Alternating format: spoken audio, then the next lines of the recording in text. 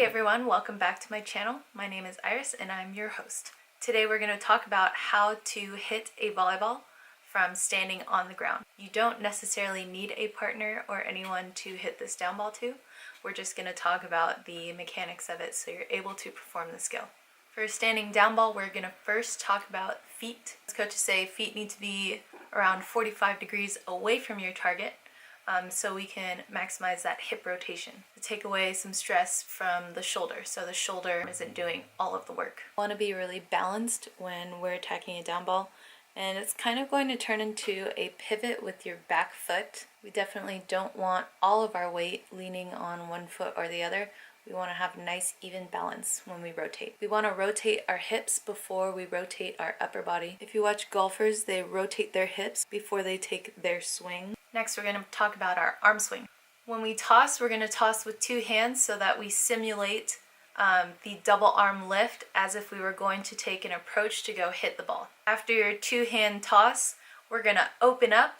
We're going to call this a bow and arrow position. You're going to have your shoulders in line to where your target is, and your attacking elbow is going to be away from your target, just so we can get our shoulder rotation going on as well. After we get into our bow and arrow position, we're now going to take the swing.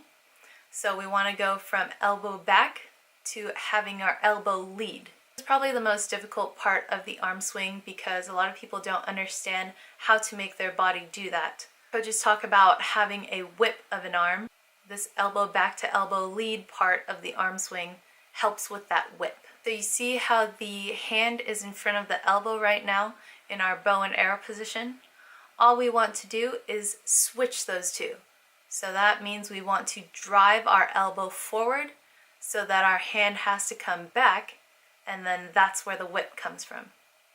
The type of contact we want when attacking the ball is topspin. That means the ball is spinning forward. So if we're using this panel as a reference point, we're going to contact like between the blue and the white, especially for us smaller guys and gals out there. Notice that when I'm contacting the ball at a higher point and I'm extending high and out. A lot of coaches use the reference snap your wrist, and yes, that is the movement that we want, but we also have to understand where on the ball we're supposed to contact, and then we can go ahead and follow through by snapping our wrist. And speaking of follow through, we always want to maximize our hip and shoulder rotation, so finish that hand to your opposite hip. I'm going to walk you guys through the steps again and show you a few more reps of this. You're going to two-hand toss, simulating the double arm lift. We're going to get to bow and arrow position with our elbow back.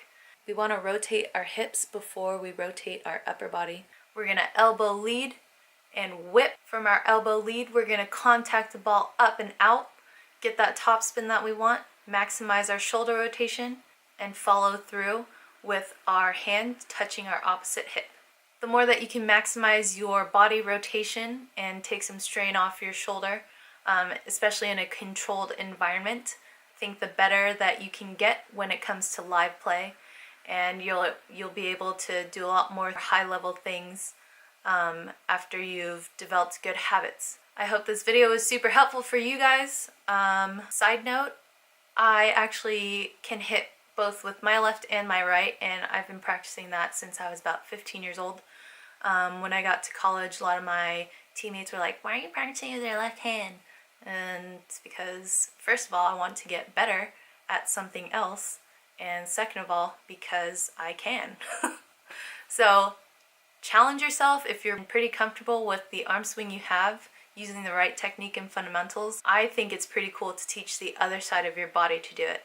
It started making my attacking with my right arm better because I'm teaching myself again and again how to use good technique, how to use good rotation in my hips and my shoulders and get my elbow drive going. I don't know if that's going to help for you guys, but it helps for me. Especially being a setter that is right-handed, but attacking with your left is obviously awesome. So just be awesome out there and do it. Anyway, that concludes this video. Don't forget to like, subscribe, comment, let me know if this was helpful for you guys. If it was, that is awesome. If not, then I'm sorry. Anyway, I'll see you guys in my next video. If you volley, I dig it.